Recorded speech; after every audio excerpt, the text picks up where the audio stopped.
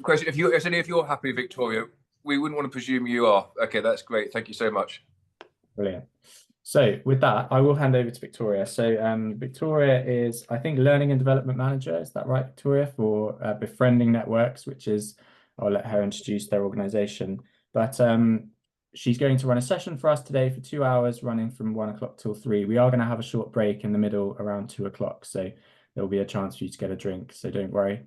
There'll be a bit of audience participation. So we'd love you to keep your camera on, type in the chat. There's going to be a couple of breakout groups for you to discuss, and we'd love you to just type any thoughts or questions in the chat, and there will also be times for you to kind of share as a group as well. So we'd love you to participate as much as possible, but with that, I'll hand over to Victoria. And sorry, actually, before I do, we had one question we were going to ask everyone. So coming to this session and this whole idea of befriending, I'm aware there might be a range of knowledge, but if you could just type in the chat, what one question do you have coming into this session with about befriending? So I'll just give people 30 seconds to think, and just type in the chat, what question do you have for today?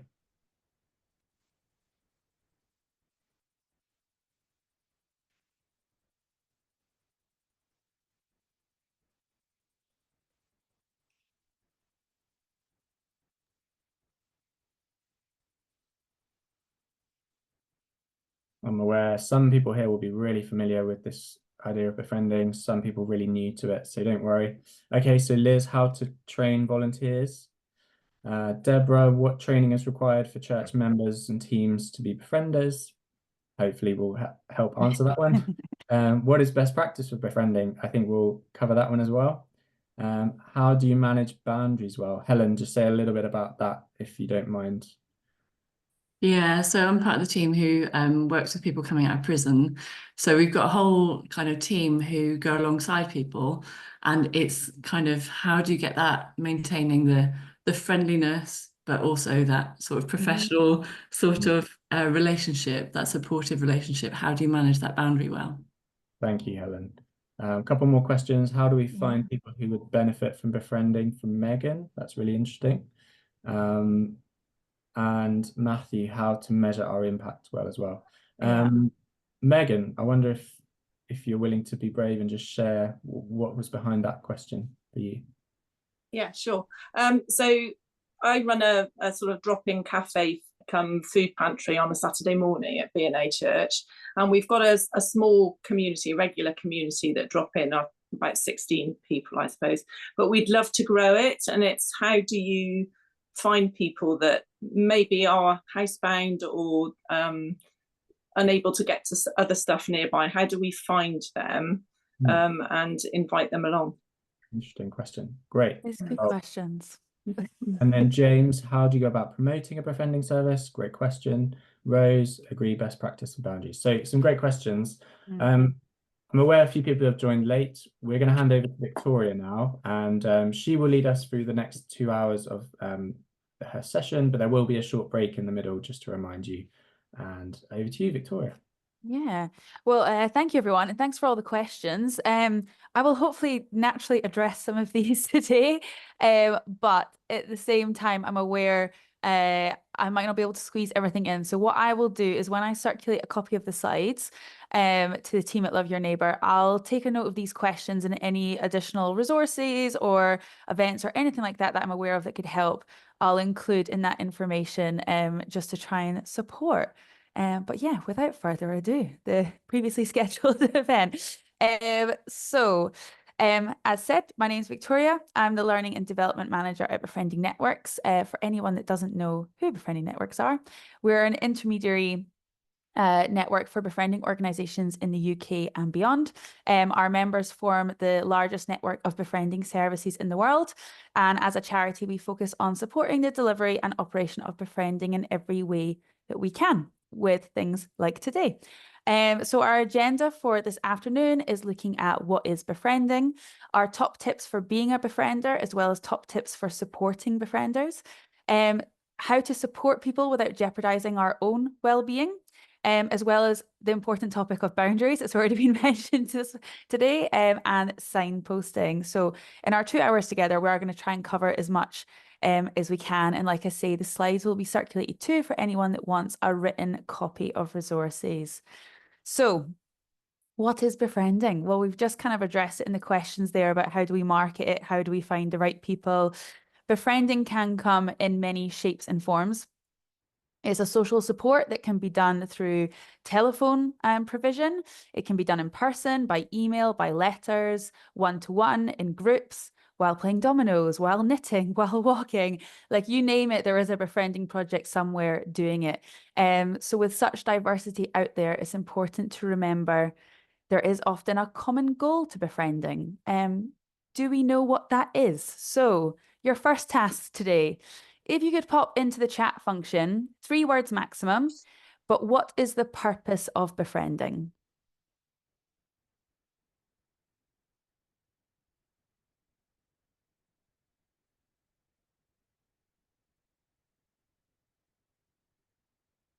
Okay, thank you, Liz. Build connection together. Nice, to create community. Thank you, Rachel. Support, connection, community. Listen, support, connect, loving others. It's a good mix so far. To connect and build relationship. Yep.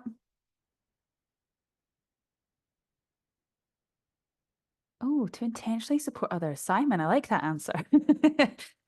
Contact, to chat with others, community, stopping isolation, relationships, relationship, connection, friendship. We've got good answers coming in.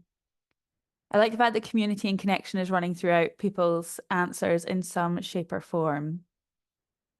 Without sounding like a kids' TV show, here's one I made earlier. So here's some examples. You'll find there is a common thread here. A positive impact and a good quality of life is often where befriending kind of centers. More information, or more informal mentoring, community support, care, like all these different answers that are coming in are fantastic. Many befriending projects refer to loneliness, and many would center on this term. It's about creating connection, minimizing loneliness. It's about creating community, minimizing loneliness. Like they often come together. And many projects do center on that term. If you look at mission statements of befriending projects, as well as things like we had a Connected Scotland in Scotland from the government. We had a Connected Society policy from Westminster. Connection and loneliness are definitely buzzwords in the land of befriending. So let's actually look at what that means. So research on loneliness. And this might actually help you when you're talking about finding the right people and marketing it. This might kind of put in perspective what you're up against, unfortunately. 30% of Britons surveyed said they would be embarrassed to say they felt lonely, making it more difficult for people to seek support. So there's actually getting over that stigma, that barrier to actually say, I need help. 76% of GPs report that 1 to 5 patients a day come to their surgery because they are lonely. A study on Parkinson's disease showed that people who felt lonely experienced a 55% greater symptom severity than those who weren't. It's been estimated that loneliness costs UK employers $2.5 billion a year due to its impact on employee sickness, caring activity, productivity, and voluntary staff turnover. 43% said they would restrict how much they socialise because the cost of living is going up. Loneliness can increase the risk of early mortality by 26%, and social disconnect is as bad as smoking 15 cigarettes a day. 18% of people have limited regular social contact in their neighbourhoods, and loneliness is associated with a 29% increase in risk of incident coronary heart disease and 32% increase in risk of stroke. And loneliness is associated with acute stress responses. Is anyone surprised by any of these statistics? I mean, all of them, but I think for me, the one that really shocked me was the mortality rate. Mm. Yeah. And it can be, if you think about it, if you are lonely, if you are kind of isolated in that, then you might be less likely to have someone to encourage you to go to the GP, or to encourage you to watch what you're eating, or to get exercise, or even actually one of the common things we find when we speak to charities and what they get from their service users in terms of impact. If people are living in loneliness, they're less likely to go well, I should probably go to bed now and get up and get showered because I've got someone visiting or I've got this happening and so on. So the self-care also can go down. So the fact that 30% surveyed stated they would be embarrassed to say they are lonely makes these statistics even more believable, I think. So let's make it happier again. What can befriending do about this sad state of affairs? So just to clarify, in case people aren't aware, social prescribing, do people know this term? Are we familiar with this term?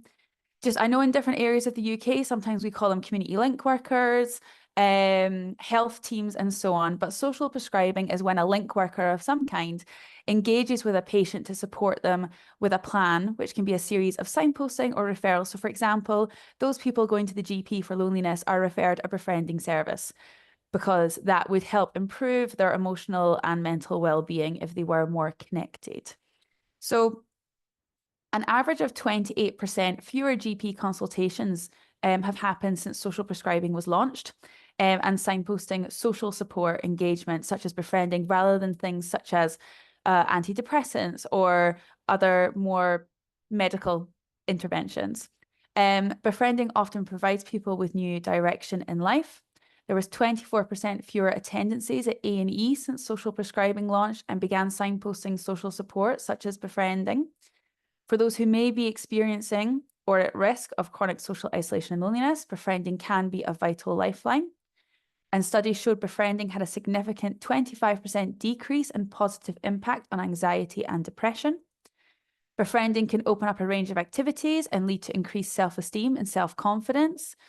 And from our members, we kind of collect every year annual member reports. And in 2022, befriending had provided over £8 million worth of befriending based on minimum wage to the UK. So in terms of the impact we have, it's also financial if you think about the money that volunteers are saving from public sector support, such as GPs, nurses, and so on.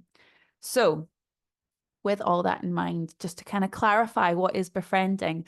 Befriending is a relationship supported by an organisation to enable meaningful connections. And this begins with an organisation matching individuals together and then providing ongoing support to befrienders and service users.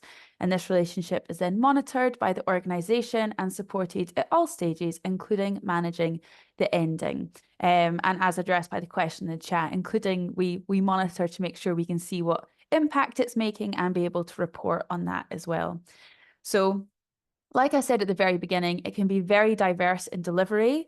My kind of catchphrase, if you will, is there's no one way to befriend. It is very much a diverse field, but it is centered on that common goal of a meaningful connection. So this connection can be between people with shared or different life experiences, but it is a planned form of social interaction and can vary from that one-to-one setting to things like group settings, coffee mornings, all of these kind of activities. Ideally, providing just like positive impact, increasing connection, and giving that kind of nurturing, enriching, and trusting space. So, any questions so far? No? Let me just check the chat as well. Oh, Liz, I hope your fire alarm is no longer going off. Just seen that. So, with this in mind, how does a befriender deliver and support this meaningful connection? So from your questions, I'm guessing we've already kind of thought about this. I would say when we talk about being a befriender, ideally we can come to a clear descriptor as well, because that is how we advertise the role and try and get volunteers. We need to be able to talk about it in quite clear, concise ways. So with that in mind, I'm going to split you all up now for 10 minutes. I'm going to pop you into breakout rooms to discuss what skills and characteristics are beneficial to be a befriender and what traits do we need to provide social support. So whether that is from your experience of being a befriender or if you were to advertise the role within your church, your organization, what characteristics would you be looking for?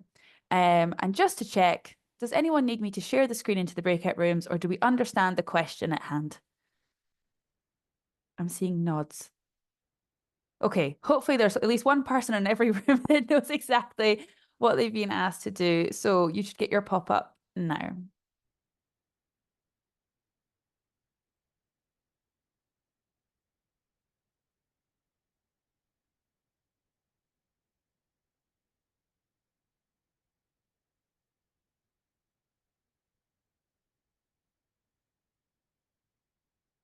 I think.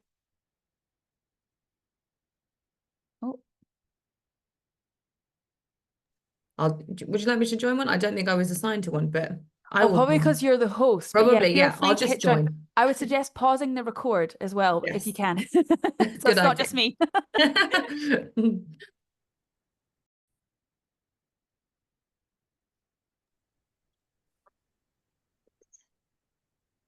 Welcome back, everyone. I think that's everyone now. Yes. Okay, so hopefully 10 minutes was enough time to come up with some ideas. So I'm just gonna go around a little bit and just kind of hear some examples. So in room 1 was Deborah, Helen, Lauren, Liz, Megan, Victoria. Would anyone from that group like to unmute and share a couple examples of skills or characteristics that were discussed? Any volunteers?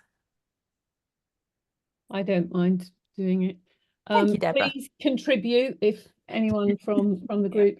I mean, we talked about common ones around empathy, good listening, creating safe space, but also for the befriender themselves to have kind of a high level of self-awareness that informs not just from training, but from who they are, informs their practice as well, and emotional and kind of spiritual intelligence really, and maturity. Anyone else? That's great. Yeah, just we said about, didn't we, an appreciation of the background of some, from where someone's come from. So, whatever it is that's led them to our services, sort of having that awareness so that, whether that's just, just understanding the challenges that they might face, but also being able to perhaps signpost to other services, etc., that are appropriate.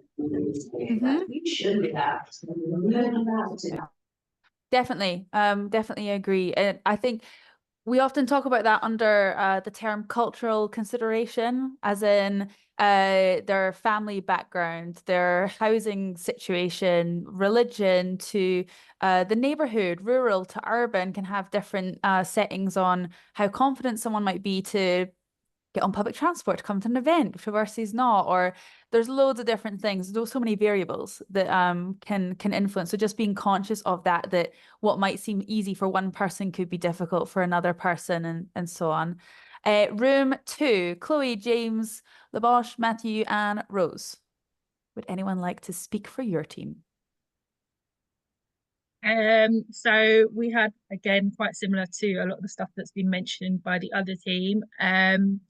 We also had somebody mention the word being committed, which I thought was a really good point, because the befriender needs to be able to have the capacity to remain committed, because if you've got, say, a set day and time each week that you're planning to connect with that individual, you need to be committed to stick to that, so that you're not sort of letting them down, appreciating that obviously sometimes things can change, but just being as committed as you can be. So you need to be reliable and have the capacity to be able to do that. And again, in terms of the whole boundaries element, as well as having boundaries with the individual, also making sure you've got boundaries and you're safeguarding yourself and your team as well, because you are going to come across individuals from all different walks of life. So you need to make sure that you and your team are also safeguarded, and just not being judgmental, and making sure that there is a balance. Nice. Okay, and room 3, hopefully we've not covered everything that you discussed, but Emily, Jennifer, Sarah, Simon, Sophie, anything to add to the list of characteristics we have so far?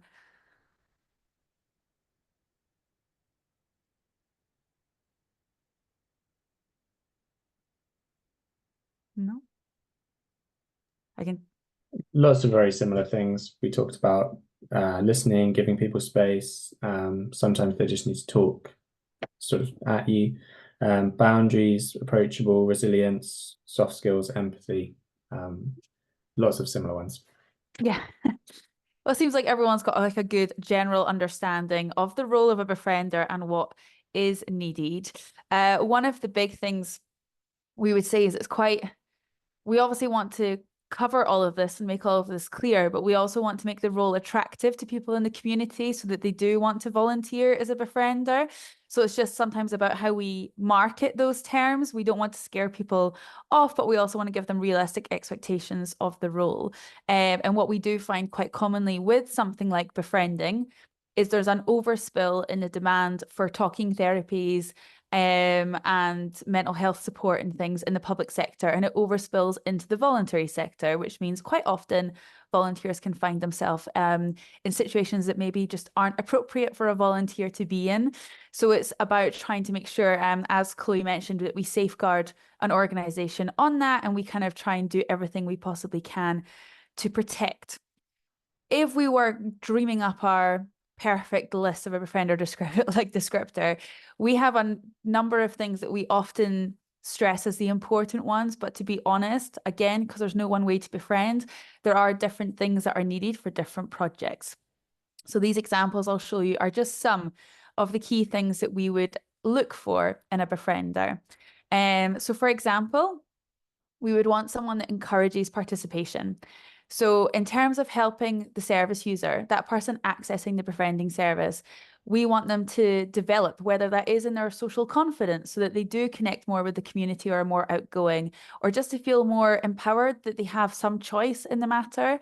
So ideally our befriender is inclusive and does with them and not for them as such. So the service user is an active partner in the relationship rather than a passive recipient.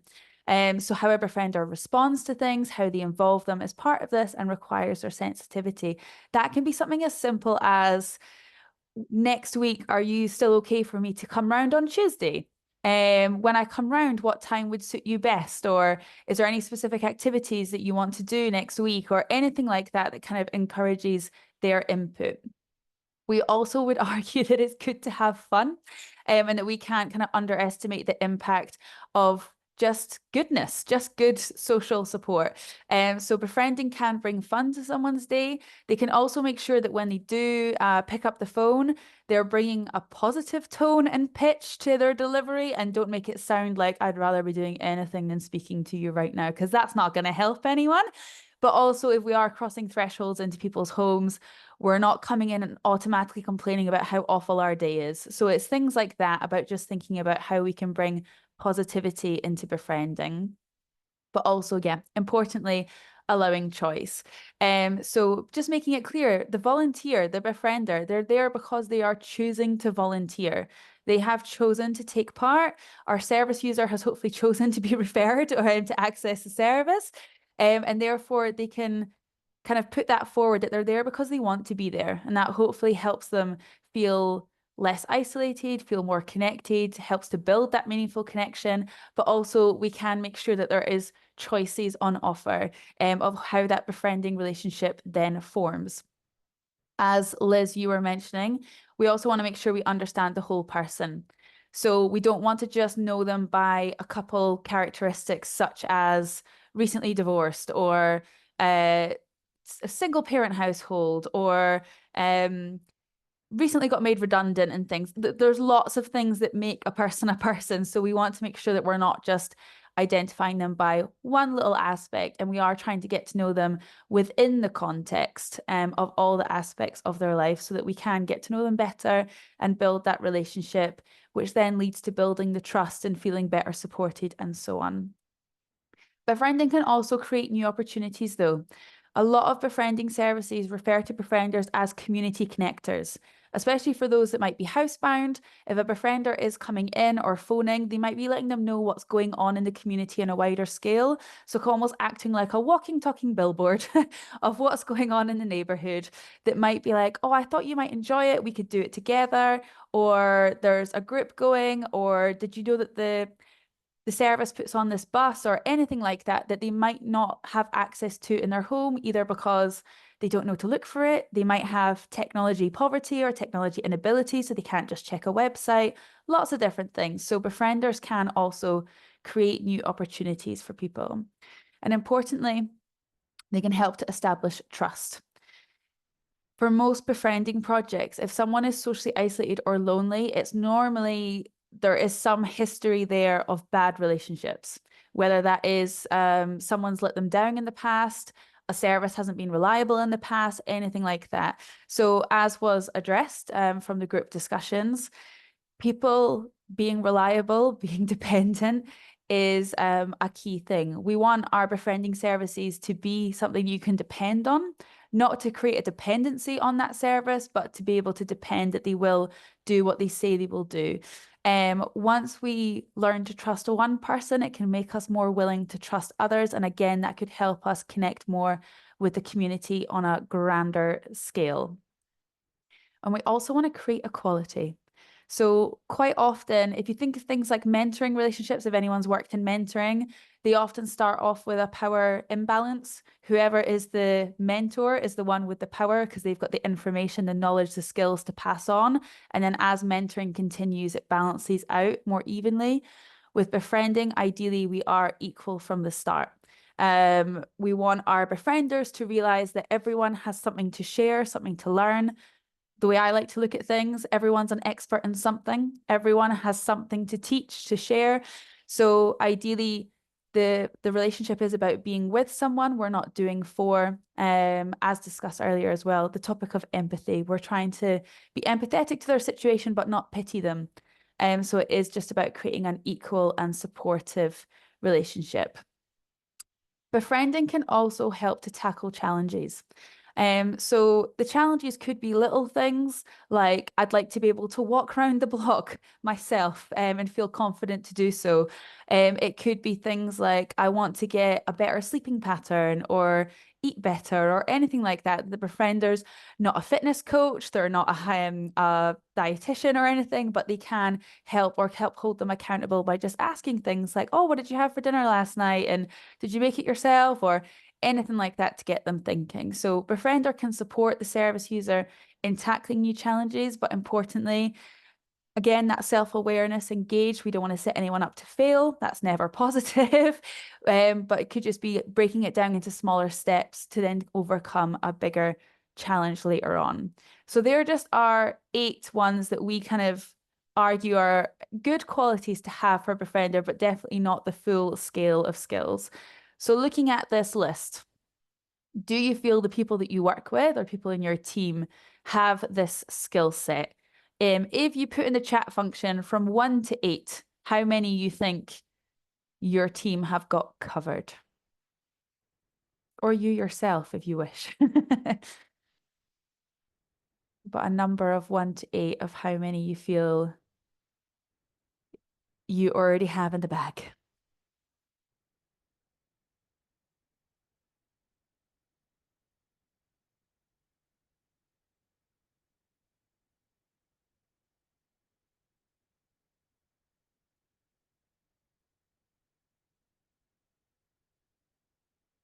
So everyone's deep in thought.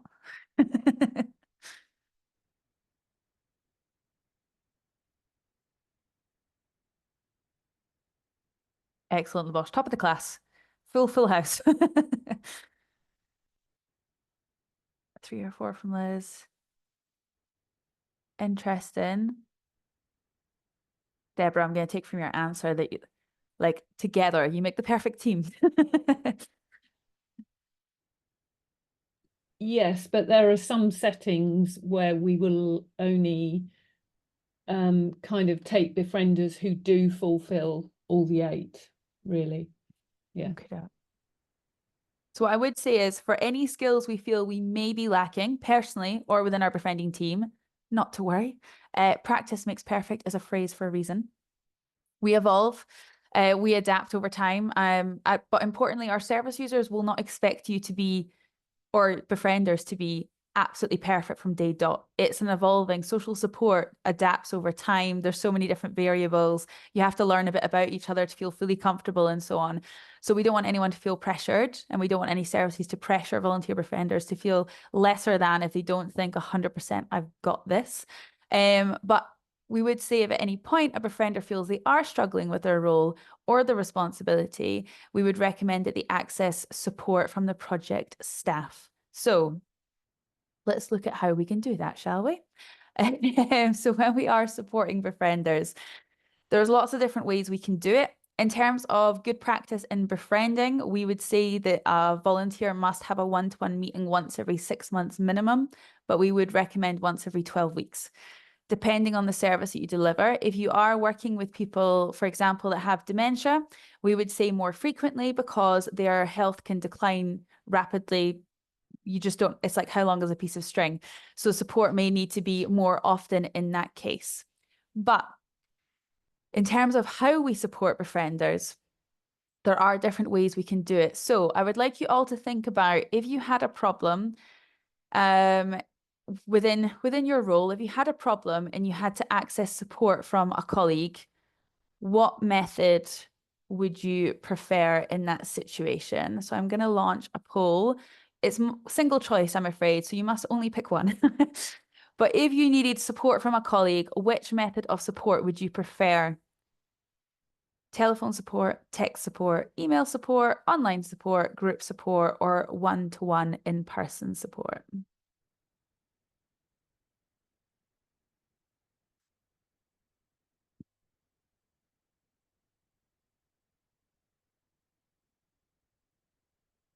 Hopefully everyone can see the poll on their screen to vote. Sorry, how do you select the choice? I can't see. Oh, I'm clicking on everything, but nothing's selecting. hold on. It's because I need to relaunch. Sorry. There you go.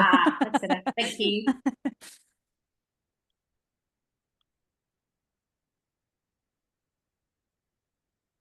With how fast they're coming in now. In that time, everyone had picked their answer. So that's good. Okay.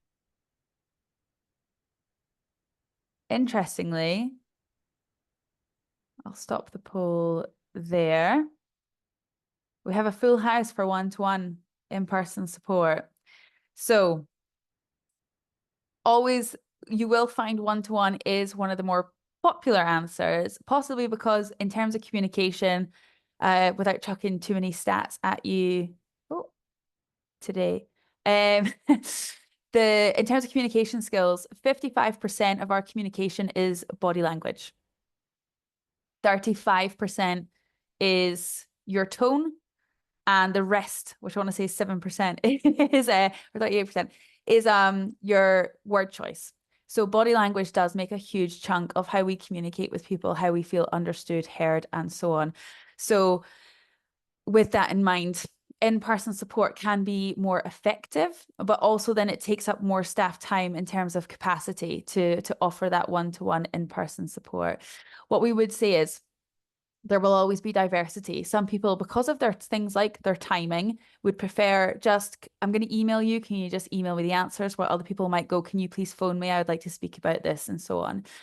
It is great practice for any community project to make it clear to volunteers what support is available and to ask them their preference. So when they are onboarding as a volunteer, or just when you're checking in with them, you can log what kind of support sessions they would prefer and then cater to that volunteer. That person-centered approach with volunteering is really good for volunteer retention, but it also means that they might have that strength, that preference for a reason.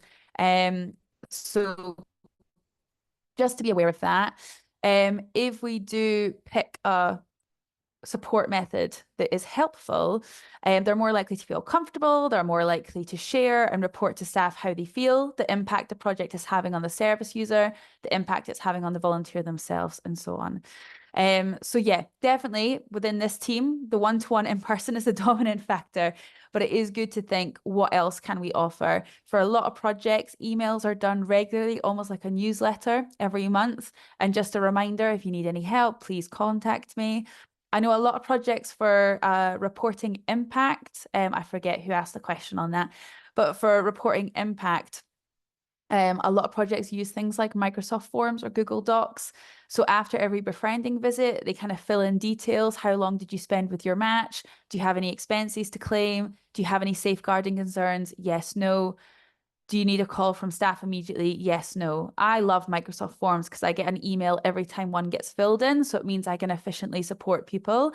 But it also means at the end of every month, you could collate that data and then go, on average, a volunteer spends 49 minutes on a befriending visit, or on average, they spend 22 minutes on a telephone call. You can then add up at the end of a year. We have provided this many minutes of telephone befriending service, or we've done this, we've done that. So using things like free services like Microsoft Forms, Google Docs and things can be a really good way to kind of collect your impact data, but also have a little monitoring support ongoing in between the one-to-one in-person events. So some food for thought. But with support and supervision, that is our terminology for these one-to-one meetings. We would say they are needed for multiple reasons, but just to give you some examples, they make sure we check in on the volunteer and just how they're doing in general, their well-being and life outside of the role. We can also find how they find the role, if they're enjoying it, if they're enjoying the match. If not, it means we're more likely to be able to end a match if it needs to end in a nice, supported manner so that no feelings are hurt, rather than them potentially just vanishing or quitting without notice and so on. So yeah, how the match the service user is doing, any changes in behavior, health or needs. For example, do we need to signpost to alternative services? Is befriending not appropriate or no longer suitable? How the match is going in terms of the objectives and goals you have as a project, whatever they may be. Any wants or needs a befriender has for further training or additional support. A reminder of the roles and responsibilities. I've worked with charities that have had volunteers for, let's say, 25 years. I think the longest I've ever heard of is 28 of one befriending match. I'm pretty sure they will not remember what they applied for. I'm pretty sure whatever that application form is long gone from their memory. So it can also be good to have that conversation just to say, you know, our befriending service is here to do X. How do you feel you're getting on with that? And just to kind of remind them verbally what the purpose is. Can also address any questions or concerns they have on safeguarding. You can then inform them of any updates, such as if you're doing something for Volunteer Week or Befriending Week in November, you can let them know about the celebration plans. You can also importantly discuss the boundaries, make sure that they feel safe and secure in their role and that no boundaries have been pushed since you last spoke to them. But it also gives you confidence, for those of you running the befriending project, that everything's happening okay. Because generally speaking, befriending is a lone working practice. We train our volunteers up and then we send them out into the community. This is our chance to check that they are operating safely, independently in the community, and just to check things. But it can also be your chance to build that rapport and establish trust with a volunteer as you go. Any questions on support and supervisions in terms of the meetings in general? No? Okay, I will keep going. But at any point, please feel free to interrupt me and ask a question. So, as we would say, projects have a responsibility to monitor the safety, well-being and progress of befriending. So some examples such as how successful the project is it having the positive impact on community that we want it to be having? So support meetings are an opportunity to share wonderful stories and any progress that has been made. So it's great to hear about successes and hear if a match is going well, but it also just gives a chance for the volunteer to explore the impact that they are making. I would also say, from my experience, people do not compliment people to their face. So your volunteer could do an amazing job, but their match is not going to go, I think you're amazing and I'm so glad I have you as a befriender. But they will tell the project staff, I love my volunteer, I'm so glad I have them as a befriender. So these one-to-ones are also a chance, if staff have had the conversation with the service user, to report back to the volunteer any kind words or compliments that they have been given. But there are 3 key things we can do in our meetings with any befrienders. We can take advantage of the chance to speak to them one-to-one, ensure that the meeting is not rushed. We want to make sure it's a suitable time for everyone. And with that in mind, I would say never have meetings planned back to back. Always have a breather window, just so that if the meeting runs over, they don't feel rushed out the door, but also your mind doesn't go elsewhere thinking about who you're potentially letting down or where you should be or whatever it is. When I used to be a youth worker for kids with complex mental health, I used to leave a solid half hour, if not an hour, sometimes between meetings, depending on that person, because I would know there was most likely going to be a safeguarding concern with this conversation or that conversation, and I didn't want to then have to cancel on anyone. So it's just about kind of plotting your time management to make sure that the meeting is in a nice little protected time bubble on either side. It also is a really important chance to reflect. So it means that they can reflect on the role that they have, the impact that they've had. It also, we can ask them in advance to reflect on whether they've come across any problems since we last spoke to them, if they've got any questions about the role, if we are supporting them as much as they want us to be supporting them, and so on. And importantly, it's all about sharing. So it's sharing information, good practice, good examples, good stories, anything like that, just to make sure that we are acknowledging how everyone feels within the befriending match, and making sure that they know that they're allowed to be open and honest with us if they're enjoying the role or not enjoying the role. So we are at the kind of 2 o'clock mark. So I'm gonna call, is 5 minutes enough time for everyone to get to their kettles and things? Yeah, should we make it, I'll tell you what, we'll make it 10. Let's play it safe. It's 13:57. So if everyone comes back, let's say 8 minutes past 2 to be randomly precise. I'll put it in the chat. 2:08 return. Thank you, Victoria. Thanks, See Victoria. everyone. See you soon. Okay, I think that's most people back. Okay, are we ready for part 2? So well-being and boundaries are our key topics for this half. So let me just share my screen. Okay, so to kind of recap, in terms of support and supervisions and things, we need to ask everyone, as well as we need to practice what we preach about being open and honest, to ensure we are supporting others while not negatively impacting our own feelings. So we're going to discuss that in a little bit more detail. Supporting others without jeopardizing our own well-being is a very important area, particularly for befrienders who are supporting vulnerable service users and for staff who may be supporting befriending matches that have complex needs.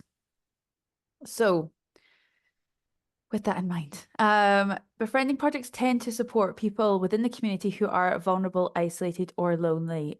So vulnerable can be because of lack of mobility or because of their age, health, lots of different reasons. But within befriending, there are many scenarios that can be experienced. So for example, like I've said on the screen, it can be things such as a bereavement as well. So what I'm going to do is split you up to discuss this question. So within your role, what circumstances are you comfortable supporting, and what circumstances might negatively impact your well-being? Importantly, my little text at the bottom, there are no wrong answers. So do be honest about your limitations or areas of discomfort.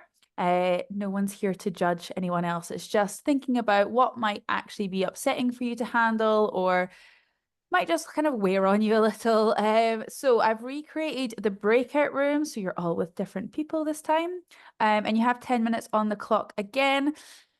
Am I okay to not share the screen into the breakout rooms? Do we understand the question at hand? Yep. Okay, so you get your pop-up now.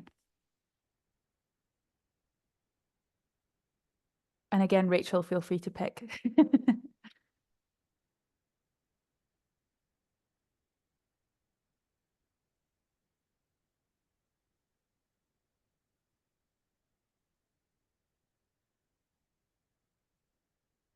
I didn't select one yet.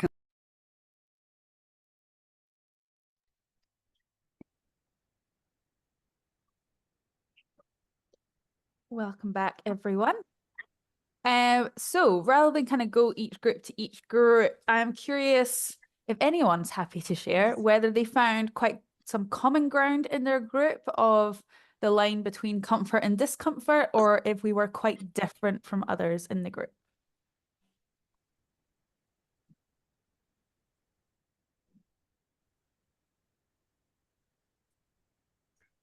I think I'm happy to jump. Oh, sorry. I can say, Yeah. I think quite a bit of the time we were talking about knowing where the boundaries were and knowing what to not so much step back on, but not to what to perhaps refer on to get extra help for, and not to try and take on ourselves. Where we needed to refer a person onto somewhere else for better help. Yeah. Yeah. So Rose, you were in group 1. So Chloe, Helen, James, Rose, Simon, and Victoria. Anything else from a different group?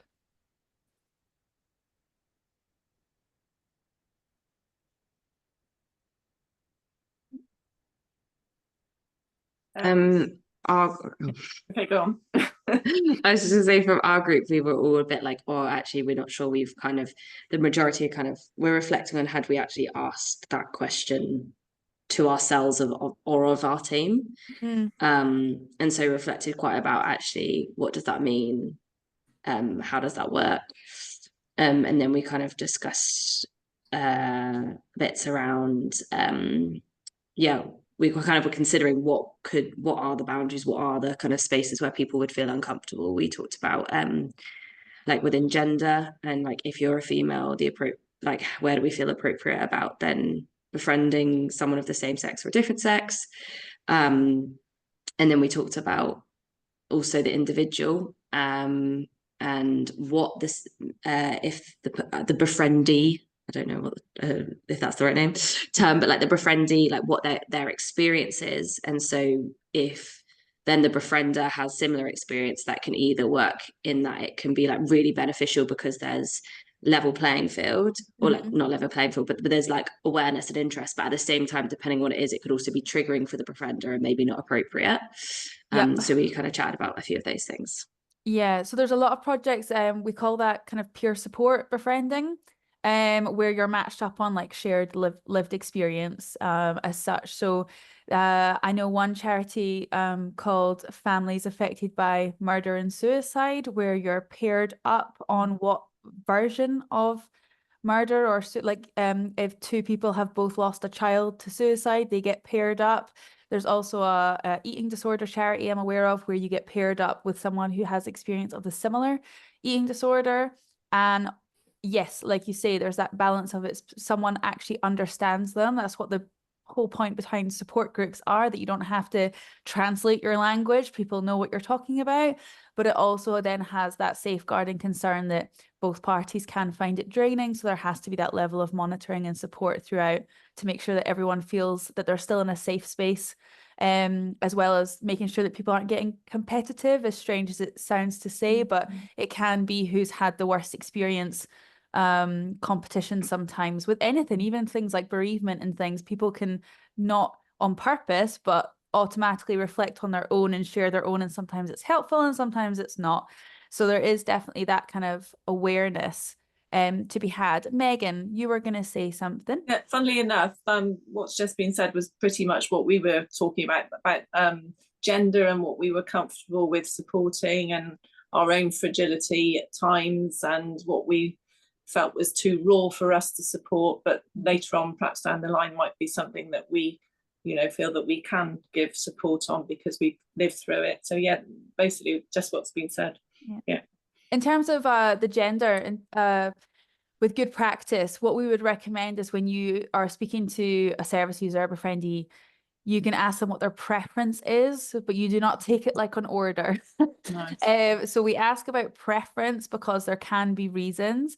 We want to make sure that we can't be accused of discrimination within our delivery. So we have to be aware of the Equality Act 2010 and the demographics that are protected, but please also be aware of objective justification, which is, in a nutshell, your legal loophole of the Equality Act 2010, and it's when we take extenuating circumstances.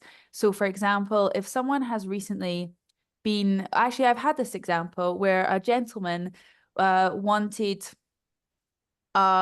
he wanted a female match, but they had to be a few decades younger. So on paper, this sounded very questionable, and we had to clarify befriending was not in any way a dating service.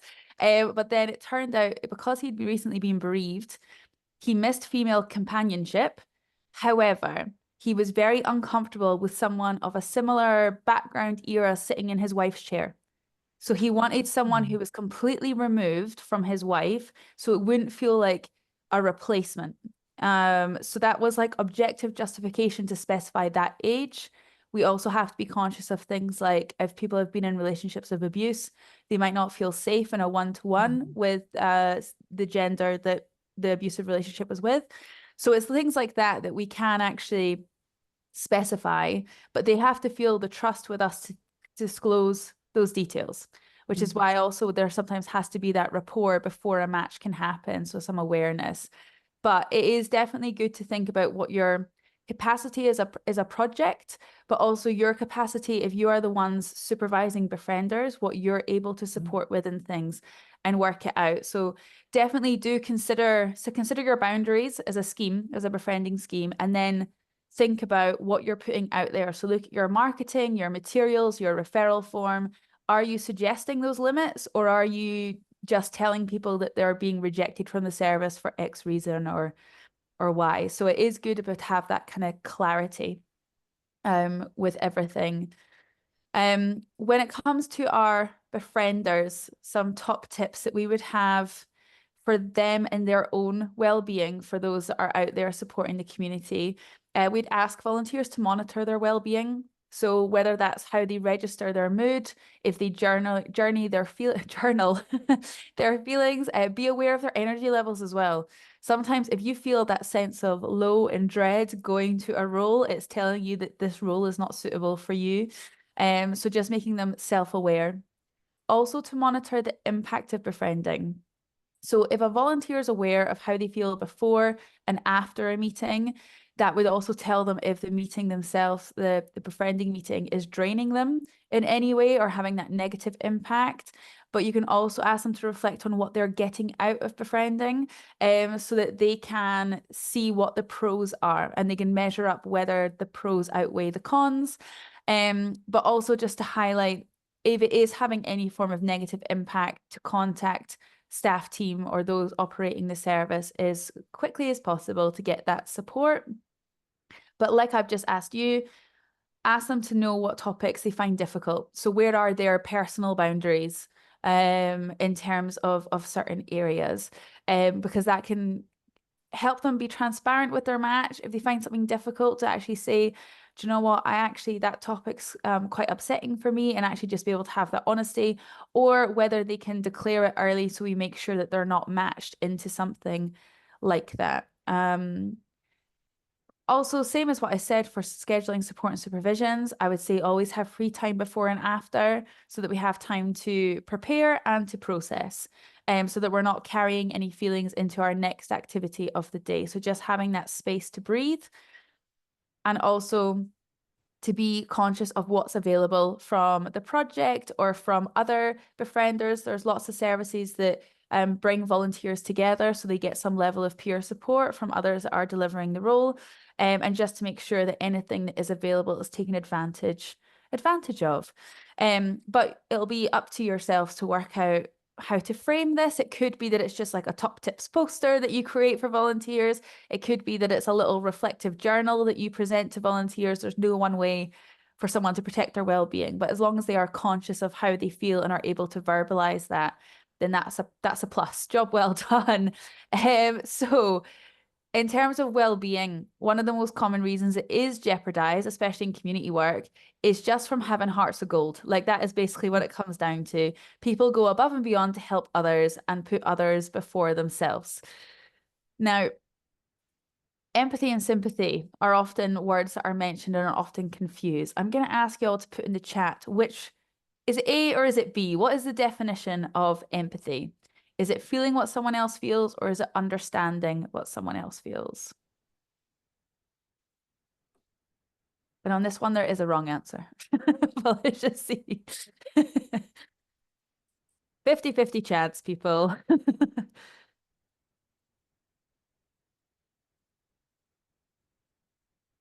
Okay, we got a bit of a mix. Almost a 50-50 on results, I think.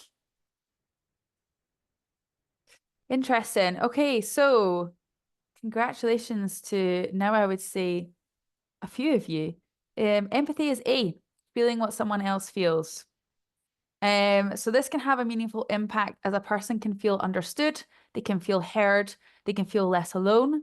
And empathy itself can create a meaningful connection with someone. Now, there's nothing wrong with understanding how someone feels, but feeling what someone else feels is when we can bring ourselves to that position. I'll share a link to a video that sums it up really, really nicely later. But when we think about empathy, we have three key areas: thoughts, feelings, and actions. So cognitive empathy is the ability to understand someone else's perspective and what they might think and feel. It's an educated guess based on your knowledge or past experiences.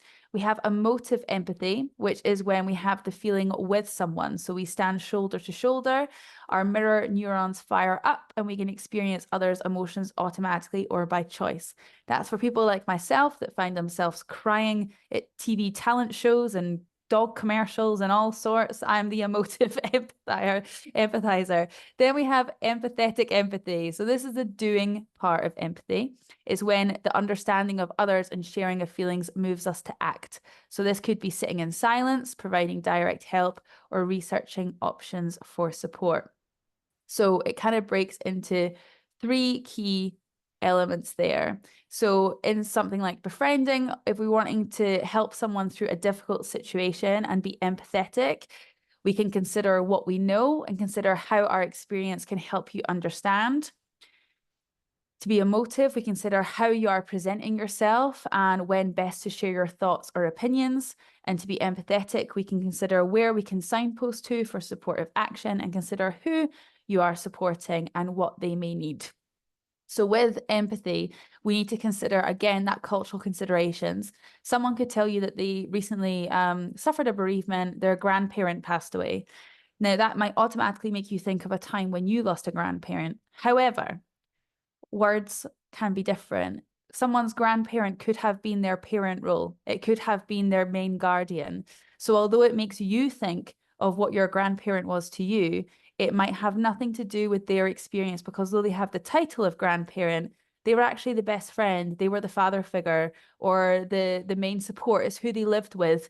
You just don't know. So empathy is when we do consider what do we know and how that experience that we've had could maybe help us understand, but knowing that we cannot possibly equate our experience with someone else's, because everyone's experience is individual and unique. So when a befriender is out supporting the community, it is about, as was said at the very start, that emotional intelligence of just being aware that their experiences can support them to understand, but to really feel what someone is feeling, we need to be able to discuss and share and get to know them and build that rapport and things. So a befriender puts themselves forward, takes on board another's feelings, opinions, supports as best as possible. But of course, there are limits to how much we can give to others, and we refer to those limits as boundaries. So with the topic of boundaries, this term in the lands of befriending, it means the guidelines that clearly set out what is okay and what is not okay in a befriending relationship. These can vary from project to project, as befriending services take so many different shapes and forms and work with a wide variety of people and ages and circumstances. So it's essential for a volunteer befriender to be thoroughly familiar with the boundaries of their own service and not to leave anything to assumed knowledge or common sense. Don't do it. Always clarify what the boundaries are. So when we think about boundaries, you know, some things we're asked to do or not to do, it can make common sense, but it is essential to clearly understand why boundaries are important. So boundaries aim to protect all parties, to ensure no one is taken advantage of or left to feel uncomfortable by the provision of befriending. So befriending relationships are unique in being both personal and professional at the same time. So naturally, the relationship has room for confusion in terms of what is okay and what is not okay. So all the more important that they are established, communicated, understood, and maintained, respected as best as possible for the sake of the organisation as a whole, reputationally, as well as your volunteer retention, staff mentality, well-being, everything. So here are some examples of different boundaries. I am gonna ask for just some examples from the room in general. So James, I'll come to you first. Hope you don't mind. James, can you think of an example of a boundary under any of these categories that might be present in a befriending project? Okay, so take physical boundaries, might have guidelines on what touch is appropriate, or if you're going to hug or shake hands, or Yep. that kind of thing. Absolutely, perfect. Emily, I'll come to you. Can you think of another example for one of the types of boundaries? Maybe verbal boundaries in terms of what kind of language you're saying, avoiding like swear words or any sort of negative like verbal words. Yep, absolutely. Liz, can you think of another example? I was just thinking about something that we do in terms of we don't share like personal mobile phone numbers. I suppose that's a project boundary. Yep, project boundary. Definitely that kind of data. Quite often in projects, volunteers withhold their number, and it's maybe advertised that if you get a phone call from a withheld number, it's your befriender. Please make sure to answer it. Kind of dialogue. But yeah, that's normally set by the project. So just to give some more examples for you, a legal boundary can be things like our GDPR, so General Data Protection Regulation. So for example, if I'm a befriender, I am not going to the pub on a Friday in the local community being like, I'm paired with this person, they live on this street and I see them once a week, they've just been divorced and blah, blah, blah. And we can talk about our role as a befriender, but we're not to give specifics out and things. Emotional boundaries can be things such as what you're comfortable to share. So whether, let's say we'll stick to the idea of supporting someone through a bereavement. Some people would be quite comfortable to talk about and reflect on a time where they went through a bereavement. Other people wouldn't want to bring themselves to the conversation table in that level.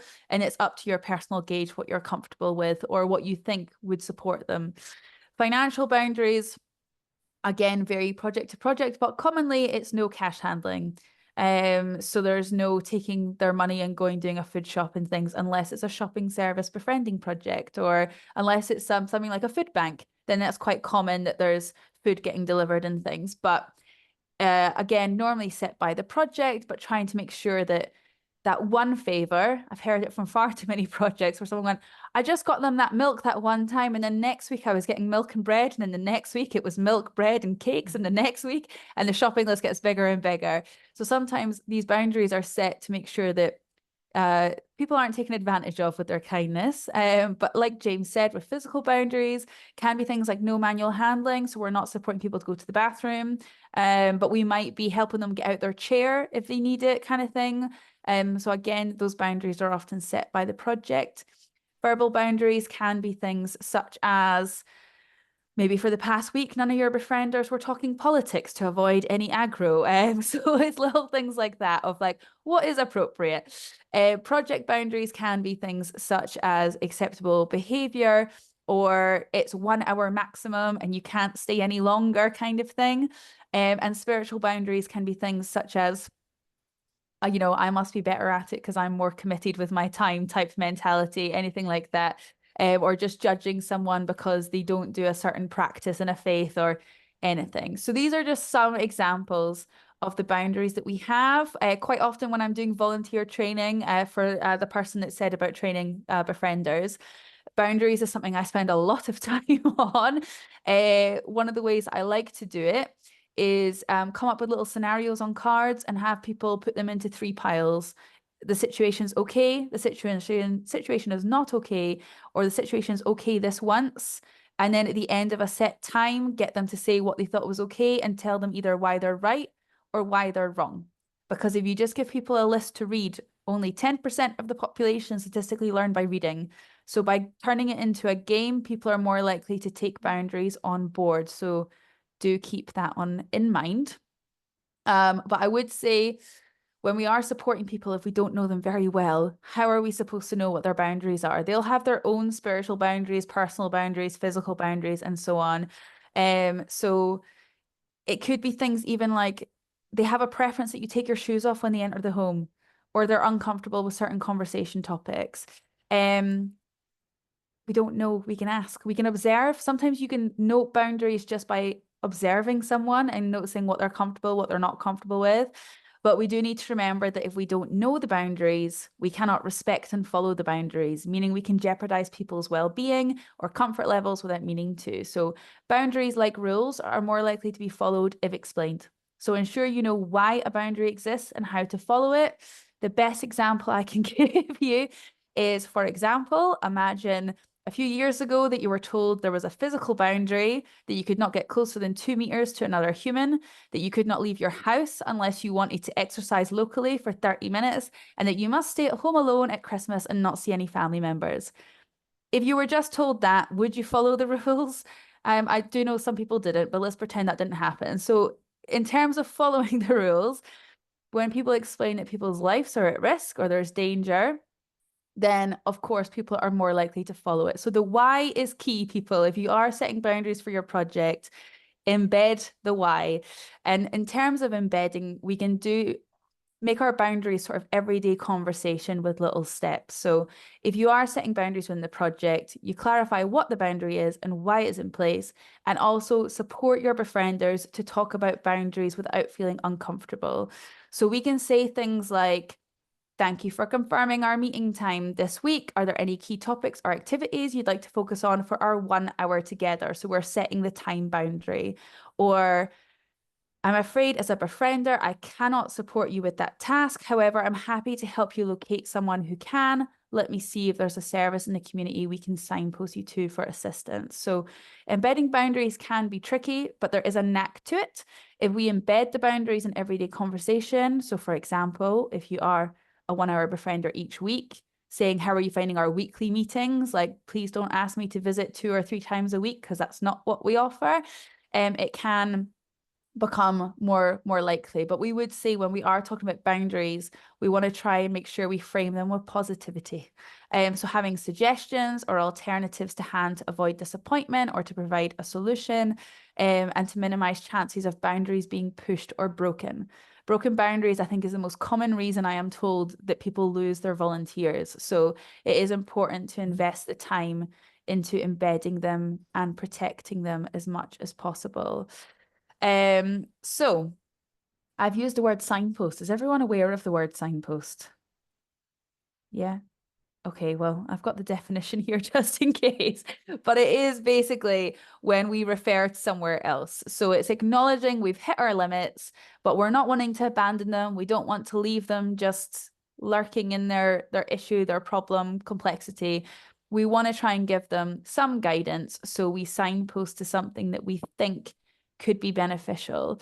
So for example, you're going to think I'm obsessed with bereavement, how many times I've mentioned it. But for example, Cruise is a great resource for people who are going through a bereavement. They've got a website, resources, support groups, and so on.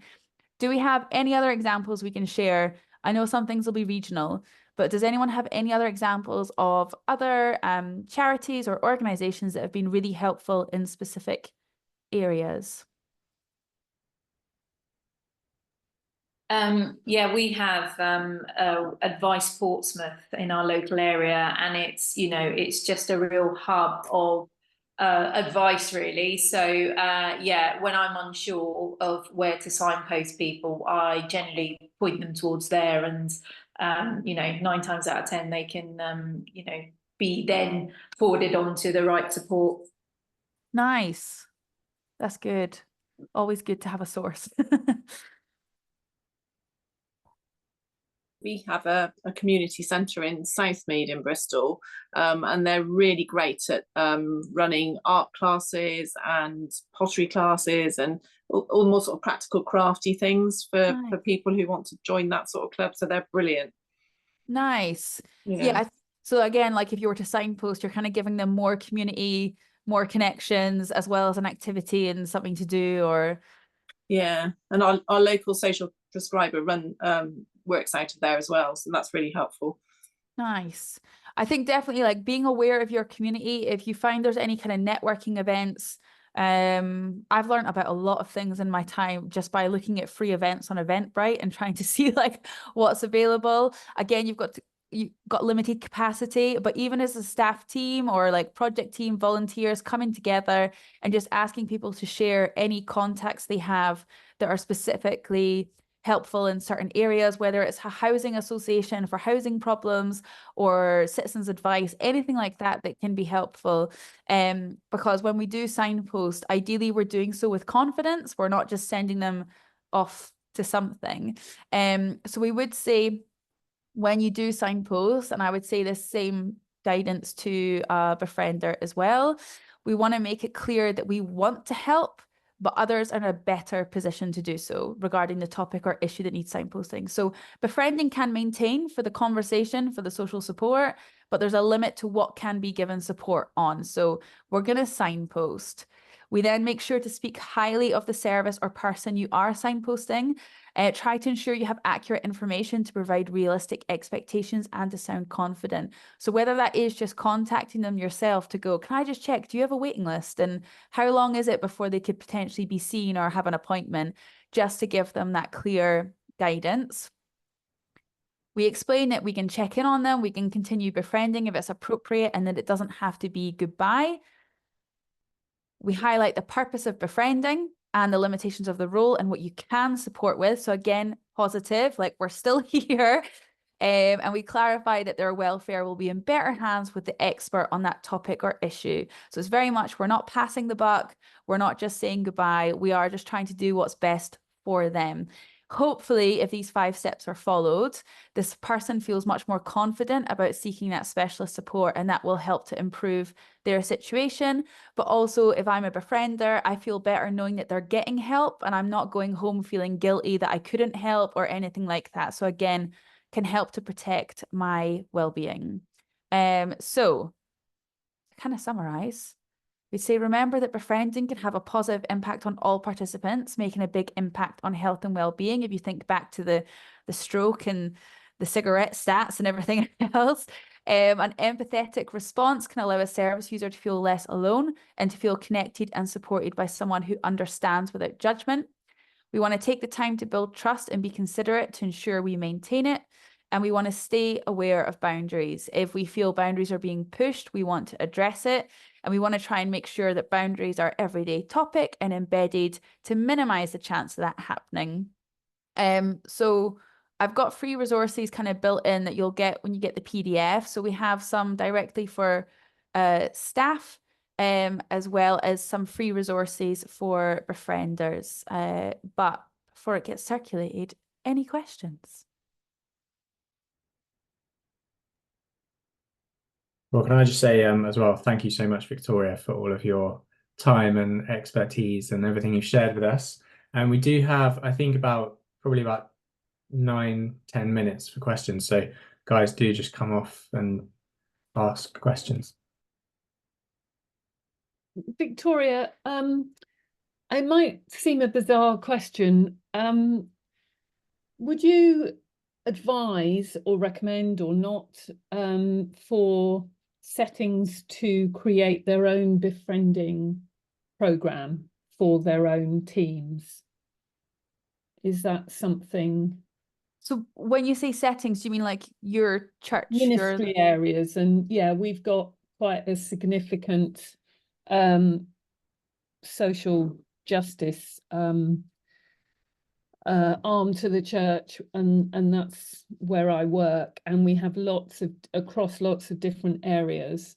And just wondering, some of the more pastoral type settings, whether it's okay to write your own material based on the guidance that you've given today. I think to reiterate that there is no one way to do befriending. There's lots of different projects that are kind of linked up in different ways, as in they have maybe the same core policies and procedures, but their delivery is slightly different because of even things like if people are in a more rural area, they can't maybe get together as easily as others, or travel expenses are more and all sorts. So there are a lot of projects that do little standalone silo projects, but stay connected with others to ensure they've got that kind of peer support and peer learning and things. Yeah, okay, that's helpful. Thank you. Anyone else?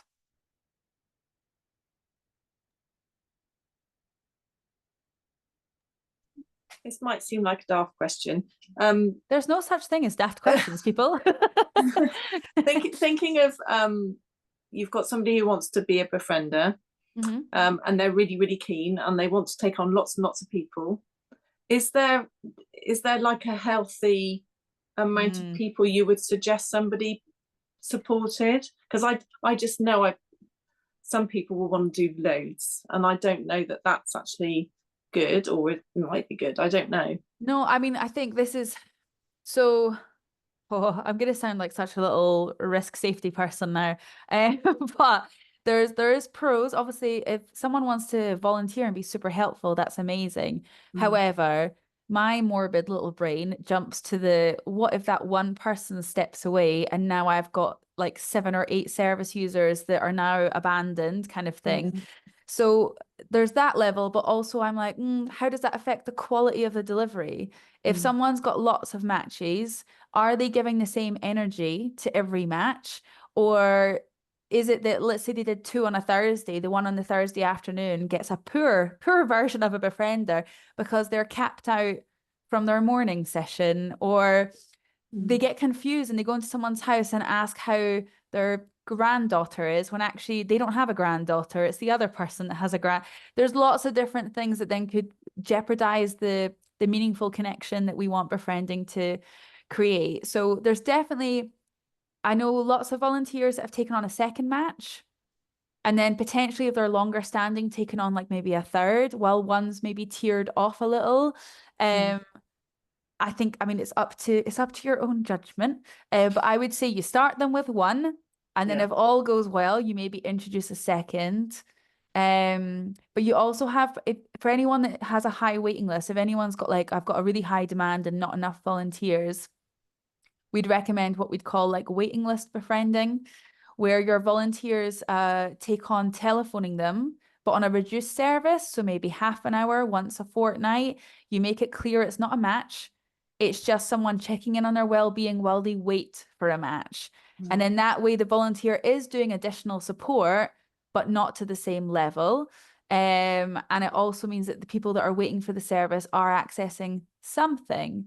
But that model doesn't work for everybody, but there's different ways we can have volunteers add to their support. It's just working out what you think you're comfortable with, I guess. No, that's really helpful. On a similar kind of vein to Megan's question, what would you say to if you have got a volunteer who's really, really enthusiastic, but maybe it's just not right for them right now to be a befriender, or there's reasons why it's just not going to work out? How would you like reduce offense, I guess, or offending the volunteer if they're like really, really passionate, but it's just maybe not right for them for the minute? I would, again, I'd always try and find like an alternative. So it could be that they assist by supporting the group events. So like if I have a coffee morning, I make sure that they're involved with all of them, like setting up the room, going around the room and socializing with like people, but not on a 1-1 level.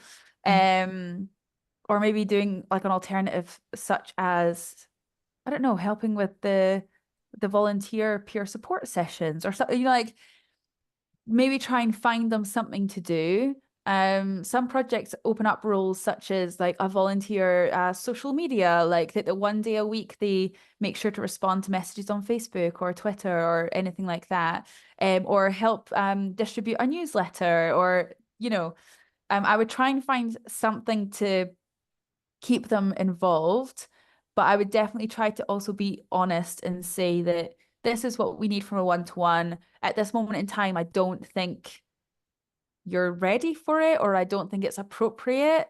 But I would say also when it comes to training for befrienders, it's advertised as part of the recruitment. So it's not a given. There's a lot of danger with volunteer roles that people go, what do you mean you don't want me? Like I'm offering my time for free. Like, are you mad? But it's like, no, we still have hoops for you to jump through, and the training is almost like part of the interview. We need to see how you respond, how you work with others, how you communicate to make sure you're appropriate. So I would normally always advertise with volunteer training that it's part of the recruitment process, and you have to successfully complete training in order to get through to the next bit. So if they have done all those stages and I still think they're not appropriate, I could then explain it to them that I appreciated their time, but I didn't think the role was correct. But I would love for you to be involved in another way and hopefully be able to offer something. Thanks. Liz. Sorry if you covered it when I was out the room with the fire drill. What was I going to say? The measuring impact. What would you recommend in how you measure that impact, more than just kind of how many people we've seen this week kind of thing? Yeah, so there's lots of different ways.